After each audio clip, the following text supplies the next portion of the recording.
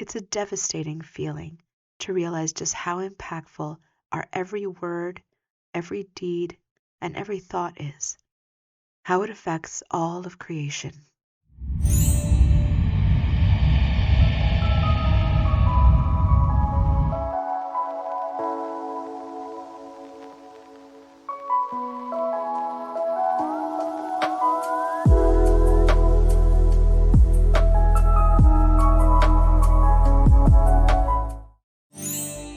Hi everyone. So this week our NDEer actually had 2 NDEs, and so I'm going to read you part 1 in this video and look out for part 2 next week's video. At the age of 3 or 4, while swimming at the Fisher swimming pool about 1958, my circular floating tube became my death trap. I could see my sisters who were with me.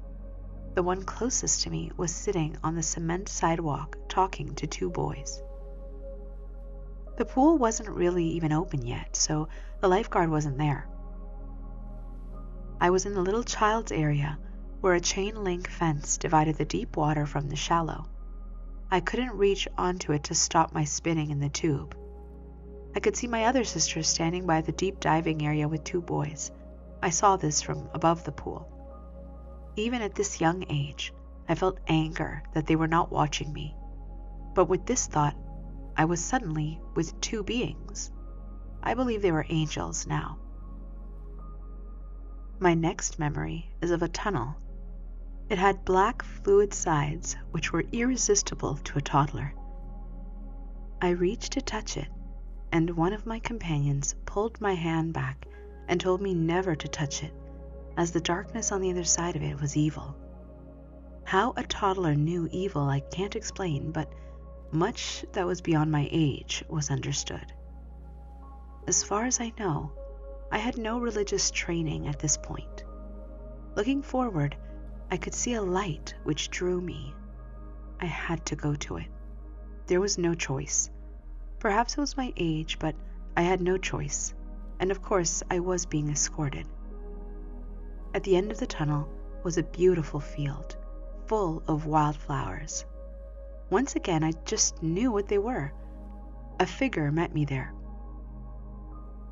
I didn't identify him as Jesus then, I do now, but I knew he was waiting for me, and his love filled me beyond understanding. The instant he took my hand, my short life reviewed. I remember one particular instance. My cousin Kathy and we were playing dolls.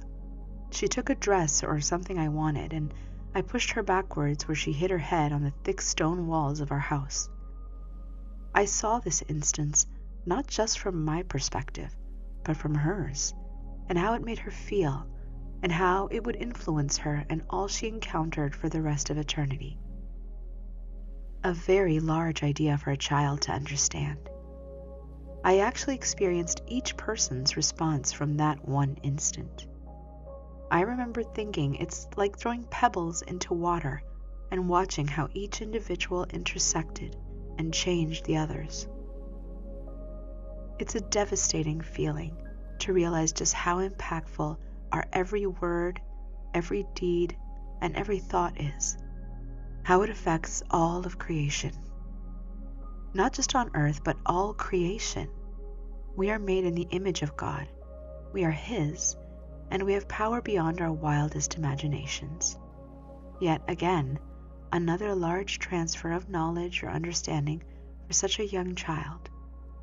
I use the word understanding because everything is known. There's no wonder, just knowing. We walked and talked further. I asked questions a child would ask. How do birds fly? Why do bees sting? And the like. He asked if I wanted to return to my parents. You would think a little child would be panicked being away from all they knew, but I wasn't. This place was wonderful. No, I wanted to stay. He smiled and told me I will return someday, but for now, I was going to have to return to my earthly home. I had things to do for him yet, and that excited me. I would do anything for him. This was just a visit for me to draw upon later in my life. The walk continued. We came to a small bridge. If I was an adult, I could have jumped across it with ease. There was a willow tree on the other side and a small footbridge to cross, but we wouldn't cross it. I somehow knew if we crossed and walked to the top of the hill just past the bridge, there would be no returning. God's city was just over that hill, his home. Sitting at the other side of the bridge was a large black dog. I knew he was excitedly waiting for me. I didn't know the dog then, but would know him someday on Earth. I would recognize him and remember my visit to this place at that time and some other truths God had told me. Little did I know, I wouldn't see that dog until 1997, when I would be 42 years old. One of the unremembered knowledges given at this time was animals do come back to us in our lives. Yes, reincarnate, and will be with us throughout eternity. And no, humans do not reincarnate. It is confused sometimes because we will know each other's experiences from each person's perspective immediately in heaven, as if we have lived their life. We're made in God's image. Omnipresence, omniscience, and omnipotence is ours as well, but when we are in spirit, not in the physical life.